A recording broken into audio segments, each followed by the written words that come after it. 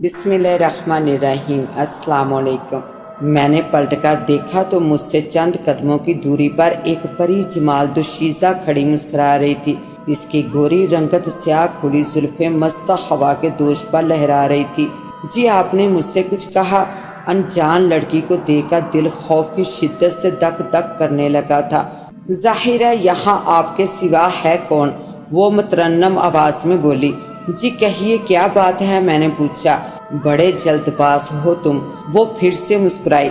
मगर मैं तो आपको जानता तक नहीं। मैंने जल्दी से इसकी बात काटी। फिर आपने मुझे रोका क्यों? लेकिन मैं तो आपकी रग रग से वाकिफ हूँ मुदस्सर।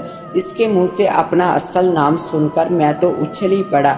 ये लड़की मेरा असल नाम कैसे जानती है? हालांकि उस्ताद के अलावा इस गांव में मेरा असल नाम कोई भी नहीं जानता था और ना ही मैंने कभी किसी को बताया था। लोग सिर्फ गुज्जर ही कहा करते थे। मैं बस सोचकर रह गया। तुम मेरा असली नाम कैसे जानती हो? मैंने इससे पूछा। मैंने कहा ना कि मैं आपको अच्छी तरह जानती हूँ। आप इस गांव गुजरांवाला के हैं ना? इसने सामने की तरफ उंगली उठाई जहां हमारे गांव की झिलमिलाती रोशनियां दूर से नजर आ रही थी। कबड्डी खेलने के बहुत शौकीन हो? और यहाँ उस्ताद बोला कि हाँ सीखने आते हो। आज इसकी बहन की शादी है। आप इतनी रात को इसलिए जा रहे हो कि आपके एक दोस्त ने सऊदीया चले जाना है। क्यों, सब कुछ ठीक कहा ना मैंने? इसने सवालिया निगाहों से मेरी तरफ देखा। कमाल है, आप मेरे बारे में इतना कुछ जानती हैं। गलती की तो कोई गुंजाइश ही नहीं। अच्छा ये बताइए आपका क्या नाम है और रहती कहाँ है? इस गांव की तो नहीं लगती। मैं समझ रहा था कि वो उस्ताद की कोई रिश्तेदार होगी। संजना नाम है मेरा और ये सारी जमीन अपनी ही तो है। जहाँ दिल ने चाहा रह लिया। वो कंधे उचकाते हुए मुस्कुराई। अच्छा इसी गांव की है, मगर इतनी रात को यहाँ अकेले क्या कर रही है? डर नहीं लगता? डर? इसने मेरी बात का मजाक बनाते हुए कहा। मुझे किसी चीज़ से डर नहीं लगता और सच पूछिए तो मैं यहाँ आपका ही इंतज़ार कर रही थी। मेरा इंतज़ार? अगर मुझसे मिलना ही था तो दिन में किसी वक्त मिल लेती। इतनी रात को वीरानों में भटकने की क्या ज़रूरत थी? मैंने हैरानगी से कहा। अच्छा मौका है, वरना आप नहीं जानते कि मैं कितनी मुश्किल से दिन गुजार रही थी। मैं रोज़ाना ही आपको देखती और आपसे अकेले मिलने की आरज़ू दिल में दम तोड़ देती। एक बरसों की प्यास थी जो मेरे मन में सुलगते हुए अंगारों की तरह अंदर ही अंदर मुझे जला रही थी। इस प्यास को बुझाने वाला आपके सिवा मुझे कोई दिखाई नहीं दिया। मैं खुद को बहुत अकेली महसूस करने लगी थी, जैसे मैं तन्हा एक बड़े रेगिस्तान में खड़ी हूँ। आस पास पानी का एक कतरा तक नहीं। प्यास से गला खुश्क हुआ जा रहा हो और इसमें कांटे चुभ रहे हों। फिर मुझे लगता कि कुछ लम्हों में बेआब मछली की तरह तड़पकर मौत से हमकिनार हो जाऊंगी। और अचानक फिर आप मुझे नजर आए, जो मेरे लिए मीठे चश्मे से कम नहीं। मेरी ये बरसों की प्यास सिर्फ आपकी मोहब्बत से ही बुझ सकती है। आपका प्यार ही अमृत बनकर उसे ठंडा कर सकता है। ये कहते हुए उसने आगे बढ़कर मेरा हाथ थाम लिया। कहीं ये लड़की गलत तो नहीं, या हो सकता है ये कोई बहुत संगीन मजाक कर रही हो। मैंने सोचा। उफ़क़ पर ये सोच अरताश पैदा कर रही थी। मैंने इसकी आंखों में देखा जिनमें मस्ती का खुमार था। अगर आप प्यासी हैं तो मैं आपसे ज़्यादा प्यासा हूँ। मैंने गर्मजोशी से हाथ दबाया। क्यों ना इस लड़की का जवाब मजाक में दिया जाए। सच इसकी बाछियाँ खुल गई, जैसे इसे मेरी बात का यकीन न आया हो। तुम सच कह रहे हो तो फिर आओ ना एक दूसरे की प्यास बुझाते हैं। इसने मजबूती से मेरी कलाई पकड़ ली और तकरीबन खींचती हुई कमरे की तरफ जाने लगी। ये बात मैंने जल्द ही महसूस कर ली कि इसके हाथ की गिरफ्त आम लड़कियों के मुकाबले में काफ़ी सख्त थी। अभी हम कमरे और चबूतरे के दरमियान ही पहुंचे थे, जिसका दरमियानी फासला 10-12 फुट होगा, कि उसी वक्त पानी के तालाब में हलचल सी हुई, जैसे कोई तैरता हुआ हमारी तरफ आ रहा हो। लगता है तालाब में कोई है। जल्दी करो, कहीं छुप जाते हैं। अगर किसी ने देख लिया तो बदनामी होगी। मैंने अपनी कलाई छुड़ाना चाही, मगर ऐसा महसूस हुआ जैसे मेरा हाथ बजरी चट्टान के नीचे हो। वो लड़की जरा बराबर भी ना सरकी। डरने की जरूरत नहीं, ये मेरी सहेली रूपा है। ये भी मेरे साथ ही थी। اب نہا کر باہر آ رہی ہے۔ پھر دوسرے ہی لمحے ایک نوجوان حسین لڑکی تالاب سے نکل کر ہمارے پاس آ گئی۔ وہ لڑکی سنجنا سے کافی مشابہت رکھتی تھی، صرف معمولی سا فرق ہوگا۔ روپا شاید کپڑوں سمیت نہا کر آئی تھی، اس لیے اس کا لباس بدن سے چپکا ہوا تھا، جسے دیکھ کر میرے جذبات انگڑائی لے کر بیدار ہونے لگے، مگر جلد ہی میں نے ان پر قابو پا لیا۔ تو یہ ہے وہ لڑکا جس کے بارے میں تم ہمیشہ کہا کرتی تھی۔ وہ گہری نظروں سے میری طرف دیکھنے لگی۔ ہاں، یہ وہی ہے، میرا برسوں کا خواب۔ اب تم کچھ دیر کے لیے یہاں سے چلی جاؤ، پھر بعد میں تمہاری باری ہوگی۔ سنجنا کے کہنے پر وہ مکان کے عقبی حصے کی جانب غائب ہو گئی۔ مکان کے دروازے پر پہنچ کر سنجنا نے اس کی کنڈی کھول دی۔ وہ سیدھا سا دروازہ چڑچڑاہٹ کے ساتھ کھل گیا۔ اندر تاریکی چھائی ہوئی تھی، کچھ بھی دکھائی نہیں دے رہا تھا، جیسے کوئی گہری قبر ہو۔ اندر چلو، رک کیوں گئے ہو؟ اس نے شوق لہجے میں میرے کندھے پر ہاتھ مارا۔ سنجنا، میں تو مذاق کر رہا تھا، آپ تو سچ مچ سنجیدہ ہو گئی۔ ویسے بھی میں ایسا آدمی نہیں ہوں۔ میں دروازے سے 2 قدم پیچھے ہٹ گیا۔ بڑے سنگ دل انسان ہو اور شاید تھوڑے سے بیوقوف بھی۔ سامنے حسن کا جام چھلک رہا ہے، آگے بڑھو اور اسے ہونٹوں سے لگا لو۔ آج اس مستانی رات کے رنگین لمحات کو ہمیشہ کے لیے میرے نام کر دو۔ اس نے پھر میرا ہاتھ پکڑنے کی کوشش کی، مگر میں نے جلدی سے ہاتھ پیچھے کھینچ لیا۔ سنجنا، میں تو اب تک سمجھ رہا تھا کہ تم محض کوئی مذاق کر رہی ہو، لیکن تم تو ایک نمبر کی بدکار نکلی۔ تم جیسی لڑکیاں پیار کے نہیں، نفرت کے قابل ہوتی ہیں۔ کم سے کم اپنی نہیں تو میری ہی عزت کا خیال کرو۔ اگر اس گاؤں کا کوئی شخص مجھے تمہارے ساتھ اس طرح دیکھ لے تو پھر میری آبرو پامال ہونے میں کون سی کسر رہ جائے گی؟ اور میں تم جیسی لڑکیوں کے منہ نہیں لگنا چاہتا۔ پیچھے ہٹو۔ میں نے اسے ایک طرف دھکا دے کر قدم واپسی کی طرف موڑ لیے۔ وہ بھاگ کر میرے آگے دیوار بن کر کھڑی ہو گئی اور سخت لہجے میں بولی، بھاڑ میں گئی تمہاری عزت۔ یہاں سے میری پیاس بجھائے بغیر ایک قدم بھی آگے نہیں بڑھا سکتے۔ چلو پیچھے۔ اس نے دونوں ہاتھ اٹھا کر میری چھاتی پر مارے۔ مجھے ایسا محسوس ہوا جیسے یہ کسی لڑکی نے نہیں بلکہ کسی مضبوط شخص نے مارے ہوں۔ میں اچھل کر پیچھے کی جانب گر پڑا، لیکن دوسرے لمحے میں پھرتی سے اٹھ کر کھڑا ہوا۔ تم لڑکی ہو اس لیے تمہارا لحاظ کر رہا ہوں، اب اگر ایسی کوئی حرکت کی تو ہاتھ توڑ دوں گا تمہارے۔ چلو دفع ہو جاؤ یہاں سے۔ میں نے یہ دھمکی اسے اس لیے دی کہ وہ خوفزدہ ہو کر بھاگ جائے، لیکن غصے سے اس کے ہونٹ سکڑنے لگے اور آنکھیں لال ہو کر اندھیرے میں بلب کی طرح چمکنے لگی۔ تم ایسے نہیں مانو گے، تمہارے ساتھ کچھ کرنا پڑے گا، اس نے سنجیدہ انداز میں کہا اور ساتھ ہی قوت سے بھرپور تھپڑ میرے رخسار پر جڑ دیا۔ میری جگہ اگر کوئی دوسرا ہوتا تو یقیناً گر کر بے ہوش ہو جاتا۔ بڑی مشکل سے میں اپنے قدموں پر کھڑا تھا۔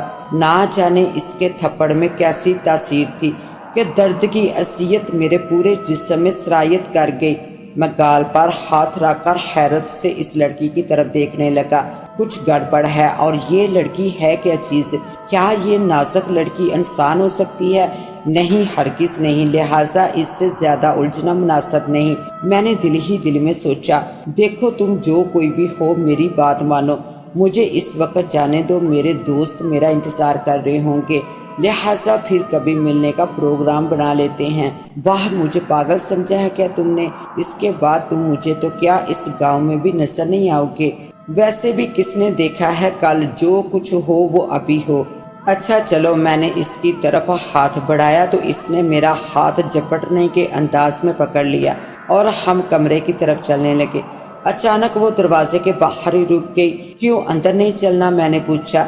نہیں، اب یہاں پر ہی۔ اس نے میری گردن کے گرد اپنے دونوں بازو حمائل کر دیے۔ میں نے اپنے دونوں ہاتھوں کی پکڑ اس کے بازو پر مضبوط کی اور اسے اندر کی طرف دے مارا۔ پھر میں نے یہ دیکھنا بھی گوارا نہ کیا کہ وہ اندر گر چکی ہے یا نہیں، بس واپسی کے لیے سر پٹ دوڑنے لگا۔ مگر جیسے ہی میں چبوترے سے تھوڑا آگے پہنچا تو میرے قدم وہیں رک گئے۔ سامنے اس کی سہیلی روپا ہاتھ میں ایک چمکدار خنجر لیے وحشی انداز میں کھڑی تھی، ساتھ ہی وہ میری طرف بڑھی۔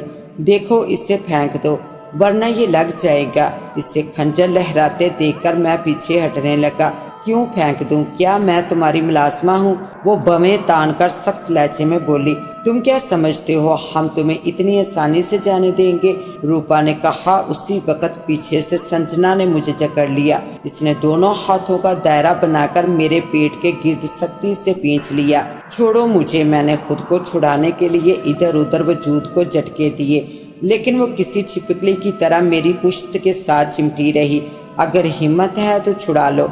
इसकी बात सुनकर मुझे ताव चढ़ने लगा और मैंने दोनों हाथों से इसकी कलाइयाँ पकड़कर गिरफ्त कायम की और पूरी कुव्वत से इसकी गिरफ्त को दाएं बाएं खोलने लगा। इसकी पकड़ बहुत ही ज़्यादा मजबूत थी, मगर मैं धीरे धीरे खोलने में कामयाब हो गया। अचानक इसने यकदम गिरफ्त दोबारा कायम की और मुझे पुश्त से उठाकर मुंह के बल ज़मीन पर गिरा दिया। अब मैं ज़मीन पर मुंह के बल पड़ा हुआ था और वो मेरे ऊपर थी। इसका वजन मनो भारी महसूस हो रहा था, जैसे मेरे ऊपर कोई नाजुक लड़की नहीं बल्कि हाथी लेटा हुआ हो। मैंने दोनों हाथों को ज़मीन पर फैलाया और ऊपर उठने की कोशिश करने लगा। लगाओ लगाओ जोर, देखते हैं तुम सचमुच के पहलवान हो या फिर। रूपा ने मेरा मजाक उड़ाते हुए बात अधूरी छोड़ दी। मैं बड़ी मुश्किल से उठ खड़ा हुआ और संजना के वजूद को लेकर उल्टे कदम कमरे की तरफ ले जाने लगा। कमरे की दीवार पर मैंने खुद को दे मारा और संजना ने मुझे छोड़ दिया। मैं मुंह के बल गिर पड़ा, मगर फिर तेजी से उठ खड़ा हुआ और वापस भागने के लिए पलटा ही था कि कोई भारी चीज़ मेरे सर पर पड़ी। मेरा दिमाग घूमने लगा और आंखें बंद होने लगी। मैंने सर को थामकर डगमगाते कदमों से सामने की तरफ देखा। रूपा हाथ में डंडा लिए इस अंदाज में खड़ी थी कि दूसरा वार मुझ पर कर सके, लेकिन मेरे होशो हवास बेकाबू हो चुके थे। इससे पहले कि मैं गिर पड़ता, संजना ने भागकर मुझे अपने बाजुओं में थाम लिया। ये तुमने क्या किया रूपा? मारा क्यों इसे? संजना का ये आखिरी जुमला था जो मेरे कान में पड़ा। फिर मुझे कुछ खबर न थी कि मैं कहाँ हूँ। जब मुझे होश आया तो मैं एक नरम बिस्तर पर लेटा हुआ था। सर के नीचे तकिया मौजूद था।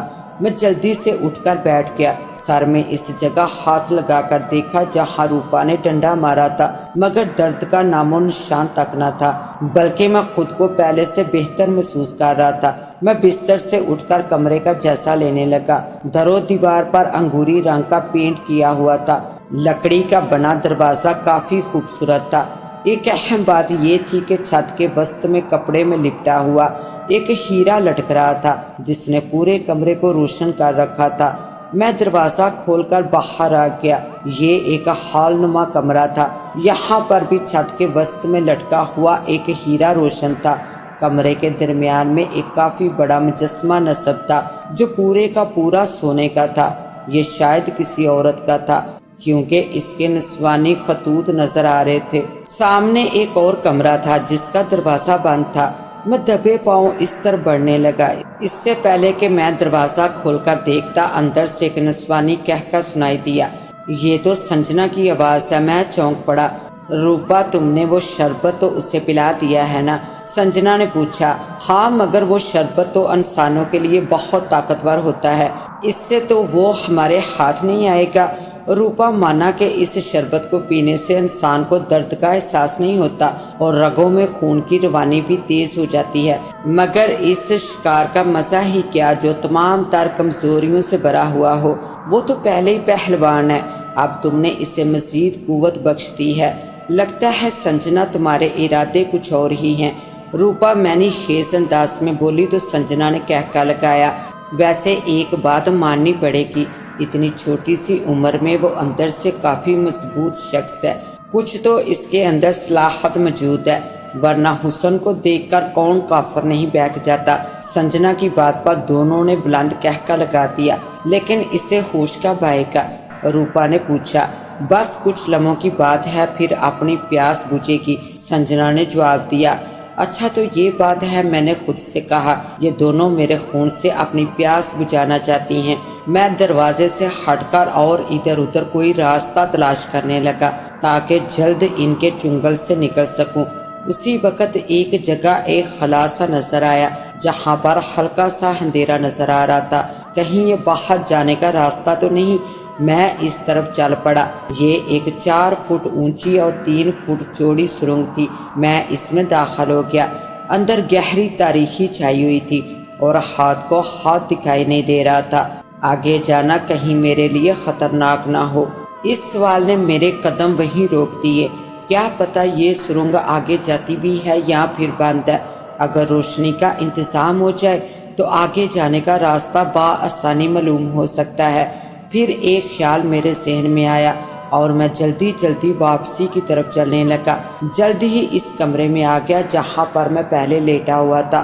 پھر میری نظر اس ہیرے کی طرف اٹھ گئی جو چھت کے وسط میں مجھ سے تقریباً 7 فٹ کی بلندی پر لٹک رہا تھا۔ میں نے کسی نہ کسی طریقے سے وہ ہیرا نیچے اتار لیا اور واپس سرنگ میں آ گیا۔ وہ دونوں ابھی تک کمرے میں موجود تھی کیونکہ ان کا دروازہ پہلے کی طرح بند تھا۔ ہیرے کی روشنی آگ کی طرح سرنگ میں پھیلنے لگی۔ میں جھک کر جلدی جلدی آگے بڑھنے لگا۔ سرنگ اندر سے بالکل صاف ستھری تھی، نہ کوئی جالا نہ کوئی کیڑا وغیرہ۔ یہ سرنگ کافی بڑی تھی، تقریباً 10-15 منٹ چلنے کے بعد ختم ہو گئی اور خود کو میں نے ایک ہرے بھرے کشادہ جنگل میں پایا۔ میں ہیرے کی روشنی میں اطراف کا جائزہ لے رہا تھا۔ سرنگ کا وہ دہانہ جس کے اوپر میں کھڑا تھا ایسے غائب ہو گیا جیسے کبھی تھا ہی نہیں، اور زمین پہلے کی طرح ہموار ہو گئی۔ اچانک گھنٹیوں کے شور کی آواز بلند ہونا شروع ہو گئی، جیسے انہیں کوئی بہت زور سے بجا رہا ہے۔ لگتا ہے آس پاس ہندوؤں کا کوئی مندر ہے۔ پھر واقعی میرا اندازہ صحیح نکلا۔ سامنے کچھ فاصلے پر ایک مندر کے اثار نظر آ رہے تھے جیسے اکثر ہم فلموں میں دیکھا کرتے تھے۔ میں ہیرے کی روشنی میں اس کی طرف بڑھنے لگا۔ پیروں کے نیچے سے پتوں کی چرچراہٹ بلند ہو رہی تھی۔ پھر کچھ دیر بعد میں مندر میں داخل ہو چکا تھا۔ یہ کافی پرانا اور خستہ حال مندر تھا۔ سامنے ہندو کی کالی دیوی کا ایک بھیانک کریا صورت بدھ نصب تھا جس کے ایک ہاتھ میں ایک تیز دھاری تلوار نظر آ رہی تھی۔ اطراف کی دیواروں پر 3 مشلوں نے اس کے کالے پیٹ کو روشن کر رکھا تھا۔ اس ویران جنگل بیابان میں مندر کا ہونا ایک عجیب معمہ تھا۔ میری سوچ ابھی اسی شاہراہ پر تھی کہ پیچھے سے کسی نے میرے کندھے پر ہاتھ رکھ دیا۔ ڈر کی کیفیت سے میں اچھل پڑا اور جلدی سے پیچھے مڑ کر دیکھا۔ وہ تقریباً 30-32 سالہ گندمی رنگت کی عورت تھی جس کے ماتھے پر کافی بڑی بندیاں سجی ہوئی تھی۔ آنکھوں میں وحشت کے اثار اور کھلے بالوں میں کسی چڑیل سے کم نہیں لگ رہی تھی۔ کون ہو تم؟ میں 2 قدم پیچھے ہٹ گیا۔ گھبراؤ نہیں، میں نینا ہوں۔ میں اپنے عمل کے زور سے تمہیں یہاں تک لے آئی ہوں، ورنہ وہ دونوں چڑیلیں تمہارا خون چوس لیتی۔